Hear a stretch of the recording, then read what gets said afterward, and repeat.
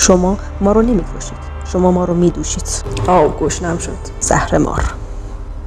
خیلی خوب، پس ما توی این سیستم چی کاره‌ایم؟ اشتباه، عذاب، نگهبان؟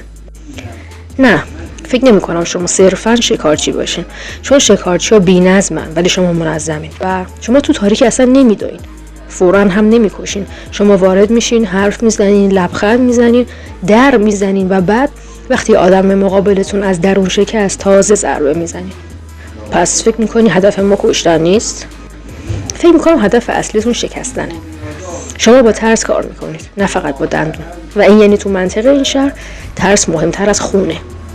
نظریات جذابن، اما تو همه چیز رو گردن سیستم و جاده و ما میندازی. میدونیم ما همیشه نیاز نداریم درا رو بشکنیم یا کسی رو تو جنگل شکار بکنیم. گاهن یکی از خود شما در رو برامون باز میکنه. بله، یک کسی مثل سارا دقیقا همون دلیلی هست که نشون میده چرا این شهر خیلی تاریک‌تر از یک شکارگاه ساده است. چرا سارا این کارو کرد؟ چرا خون هم نوع خودش رو ریخت؟ چون خطر اینجا فقط هیولاهای شب نیست. این اتفاق یکی از اولین نشونه های سریاله که ثابت میکنه خود شهر روی ذهن آدم ها اثر میذاره. سارا قاتل بالفطره نیست. اون صداهایی تو سرش میشنوه، صداهایی که مستقیما بهش دستور میدن که بعضی از آدم ها رو بکشه. اون فریب خورده، باور کرده که اگه اینا رو انجام بده اتفاق مهمی میفته یا شاید یک راه نجاتی برای بقیه باز بشه. به خاطر همین بود که موقع انجامش دست و بالش میلرزید. دقیقاً تو اون لحظه اون فکر میکنه که داره یه کار کاملا ضروری انجام میده.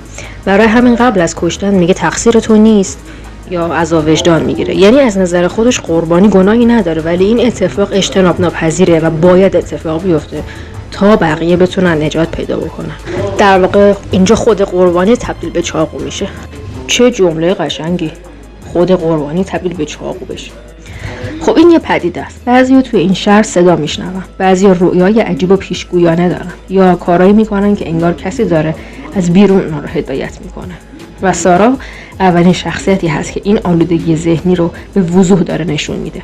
و شما آدما که اینقدر دنبال دلیل میگردین چه اسمی روی این کار میذارید؟ دیوونگی؟ نه لزوما. اگه بخوام متافیزیکی نگاه کنم، طرفدارای این پرونده دو تا نظریه دارن.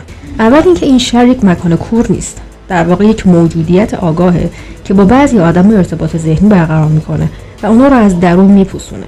و دوم اینکه موجودات یا نیروهای پشت صحنه وجود دارن که از انسان مثل مهره استفاده میکنن. یعنی تو و امثال تو فقط پیاده نظام این بازی هستین. نیروی اصلی اون کسی هست که دستشو میبره داخل ذهن سارا و اون رو مثل یک مهره شطرنج جابجا میکنه تا ساختار دفاعی انسان‌ها رو از درون متلاشی بکنه. خوب شروع کردی، حالا برو سراغ اون مرد نقاش که حالا ازش به هم میخوره.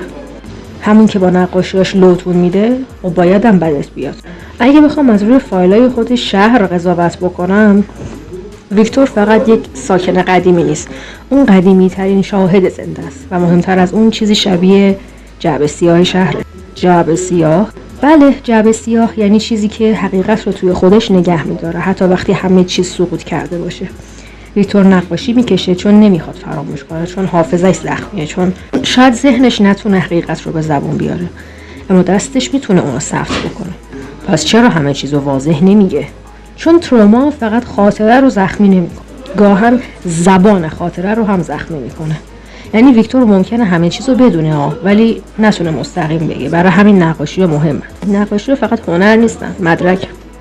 تو مدام از سیستم حرف میزنی، اما بگو ببینم اون مرد عجیب چرا مثل یک بچه 5 ساله نقاشی میکشه؟ چرا دیواراش پر از تصاویر بچگونه است؟ نکنه اونم یکی از مهرهای خراب شماست؟ نه، اشتباه نکن، ویکتور خراب نیست. ویکتور تنها مورخ زنده این جهنمه. اون تنها کسی هست که تاریخ واقعی این شهر رو دیده، چون از بچگی اینجاست.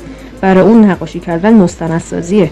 اون فهمیده که توی این شهر زمانی خط صاف نیست. اون میدونه که اگه این اتفاقات رو از اون پسر بچه سفید پوش تا فجایع شبانه، اگه این اتفاقات رو روی کاغذ نیاره، حقیقت شهر تو چرخه بعدی گم میشن. ولی نقاشیاش چرا انقدر خامن؟ چرا هیچ ظرافتی ندارن؟ چون ویکتور تو همون لحظه‌ای که وارد این شهر شد از نظر روانی متوقف. اون ترساشو با نگاه یک بچه میکشه. اما این برهنگی توی نقاشی‌ها نماد حقیقت اوریانه. تو دنیای ویکتور آدم‌ها و موجودات هیچ دفاعی ندارن. برهنگی یعنی آسیب پذیری مطلق. اون همه رو به چشم قربانی میبینه. و نکته ترسناکش اینجاست. ویکتور اصلا خاطره نداره، تصویر داره. نقاشی اون مثل عکسای فوری از لحظات وحشت خالصه. خب که چی؟ یک پیرمرد دیوانه و چند تیکه کاغذ. چه ربطی به بقیه داره؟ ربطش اینجاست. چطور ممکنه پسر جیم یعنی همون اتان خواب بریکه اشک رو ببینه در حالی که ویکتور سالها پیش اونو نقاشی کرده؟ پاسخ ساده است اما وحشتناکه. این شهر یک قصه‌ای که مدام داره تکرار میشه. ویکتور به دلیل حضور طولانیش تبدیل به راوی این قصه شده. اون چیزایی رو نقاشی میکنه که یا قبلا اتفاق افتاد و دوباره تکرار خواهد شد یا تو حافظه خود شهر ثبت شده. وقتی اتان اون خوابو میبینه یعنی فرکانس شهر رو دریافت کرده. شهر داره قصه رو براش تعریف میکنه. قصه؟ تو زیادی خیال بافی. پس اون عنکبوت و تشنجای اتان و سارا یا اون صدای جیغی که اتان وقتی داشت عنکبوت رو خواب میدید شنید، اونا هم همه قصه‌ن.